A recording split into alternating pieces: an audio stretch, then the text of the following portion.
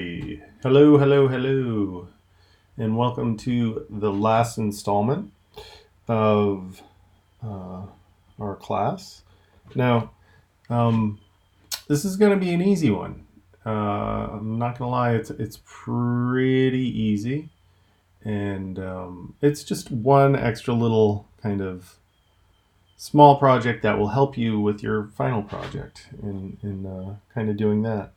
So basically, we're going to take an image and give it this effect, which gives it a little bit of motion and gives it kind of like a slow motion feel to it. So I've included, let's see, some files here. We have some light leaks, which we're going to use as a kind of blending mode. And then I also have some particles that I have as a blending mode. The first thing that you're going to do is basically I have this. What I've done is I've masked out something in Photoshop. Now you can see here I have these kind of two layers, okay? And you're going to do this in your project as well, but source your own imagery. This is for the in-class assignment, but as you can see, what I've done is I've taken an image, I've masked out the front, and then added the background. Now, the other thing which I did was, if you remember back in our, I believe it was our second week, we masked something, and then we actually did, we used the marquee tool, and then we filled with content aware. So like, for example, right here, and go to fill, and then content aware.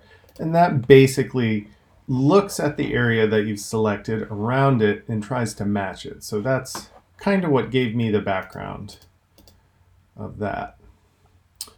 So basically you're going to mask it out and put it onto two layers. In choosing an image, think of an image that has a kind of blurred out bokeh in the background. Now this image kind of has that. We see the animal in the field here, but the background is kind of blurred out. And those are the images you're really going to want to look for. Okay, so let's go ahead and go into After Effects. And I've set kind of things up for you in here, I think, if I remember correctly. I've also set up an export folder as well.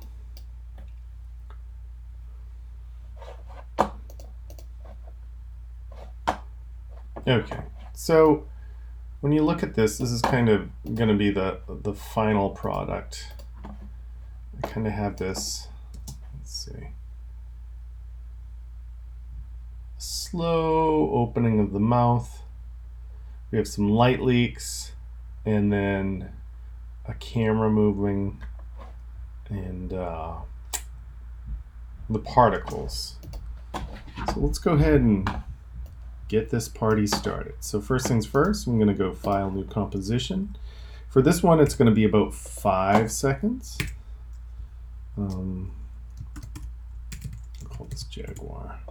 It's going to be about 5 seconds, so I'll go 5.00. Or actually, let's do 7 seconds. Change my mind, 7.00. And we'll click OK.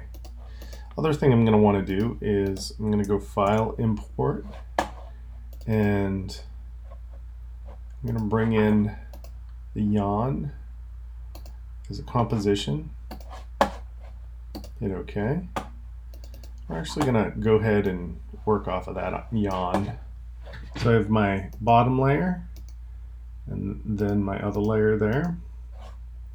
So the idea here is that I want to start from a closed mouth and open it slowly over about 7 seconds.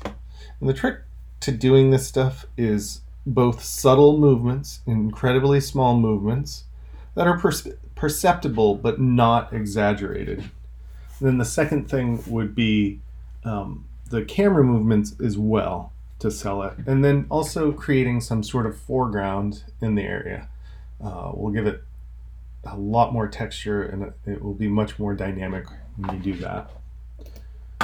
So I have that. I'm also going to bring in my light leaks and my dust, my atmosphere.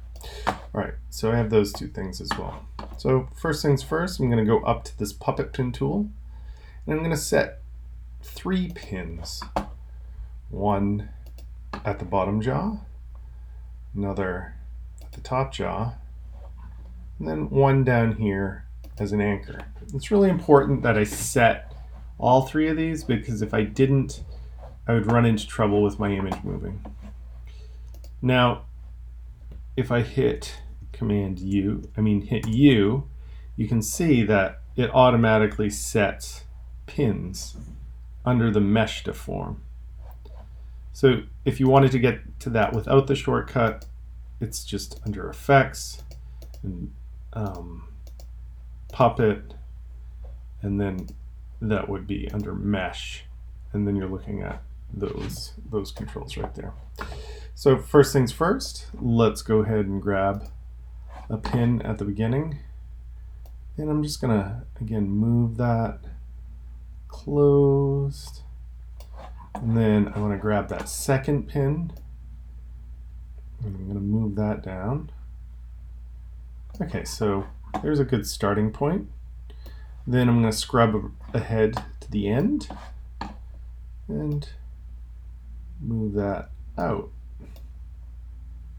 And what's going to happen is in between we have some interpolation. That's quite slow. It's a little logy because I'm at full. I'm going to bring that down to 1/4 resolution. There we go. And you can see that the mouth movement isn't overstated. It's understated.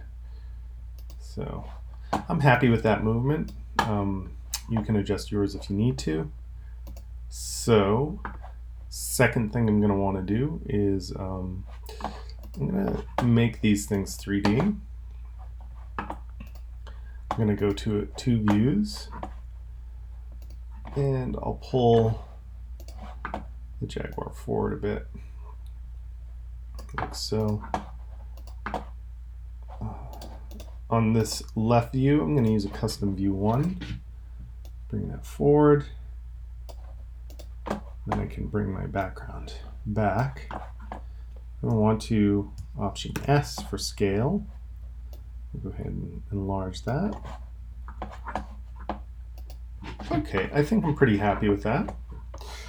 Next thing, let's go ahead and bring in a camera. So I'm going to go up to New and Camera, hit OK. And that's the active camera view right there on the right. So I'm going to take that camera and I'll bring it back just a little bit. I'm going to hit Option P at the beginning, go to the end by hitting End on my keyboard, or scrub to the end, and then I'm simply going to bring that camera forward. So then we have this really nice kind of movement. I gotta say, this technique is incredibly helpful when doing documentary films and you've run out of B-roll. Grab an image and make it come to life with this. It's incredibly helpful. So it looks good, but I think we can make it look better. And just to sell that, it's always good, especially when trying to create some sort of parallaxing effect or effect where there's more movement. You want to create some foreground with that. So let's go ahead and just throw some things over there. I'm going to hit Option S for scale, like so. I'm going to right click on that, blending mode, start with a multiply. Nope, it's not working, is it? Let's check something else. Let's do overlay. Yeah, that's kind of nice. We're getting there. Screen.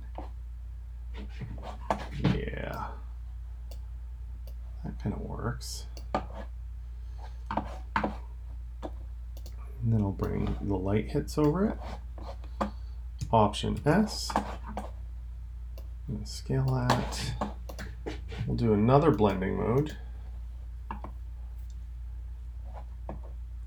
I kind of wish that they had taken a cue from Photoshop and shown you all the different ways in which, no, that multiply is not working. I don't know why I keep on going to it.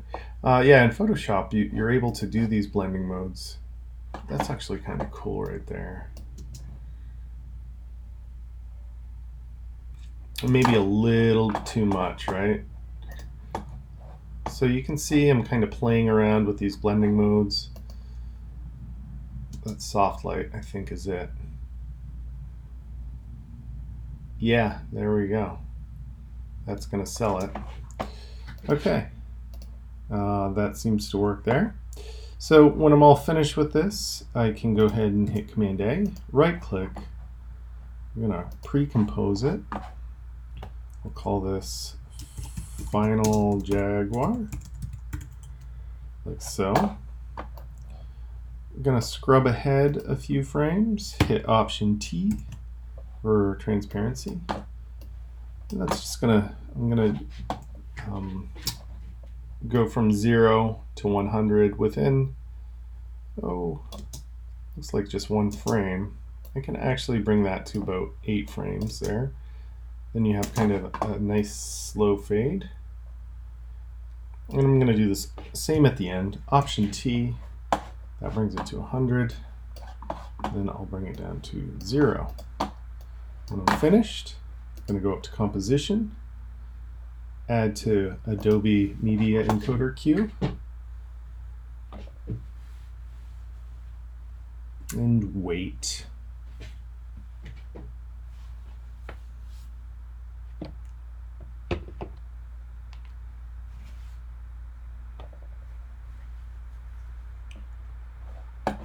Okay, so I'm going to click on it.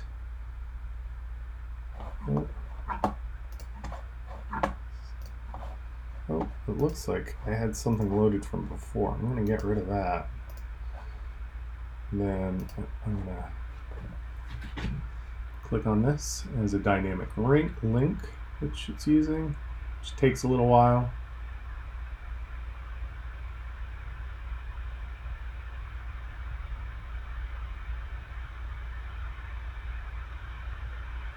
So essentially, we're going to save it as an H.264 as we've done in the past, if it will ever connect.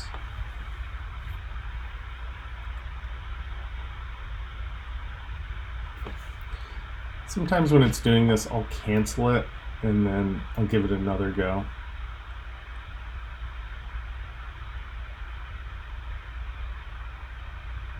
For whatever reasons, it doesn't seem that Adobe has kind of worked out their kinks with linking various softwares. Sometimes I find it works well, other times it doesn't work so well.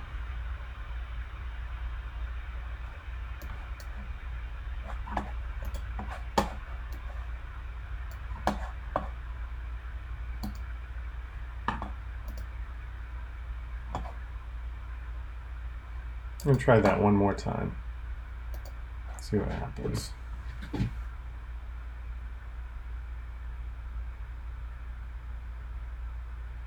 Well, while we're waiting, just note that this is the last week, and good luck on your final. If you have any questions, please do get in touch with me. Also, just so you know, if you do your trace evaluation, which I hope you do, here's a little incentive, which is I'll give you 1 extra point on your final if you complete it. Now, please, when doing the trace evaluation, please note that I do look at these things. In fact, I set my alarm clock for midnight, and I look at these things and I take them pretty seriously. So, you know, and quite honestly, my job depends upon these reviews. So please take your time and fill those out, and that'd be great if you could do that. Okay, it doesn't look like it's cooperating here. Try one more time. I'm going to try to quit out of it. My computer's doing a couple different things right now, so it may be that it's a little overwhelmed.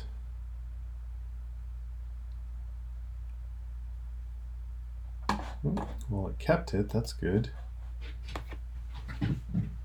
Ooh, this seems a little more promising.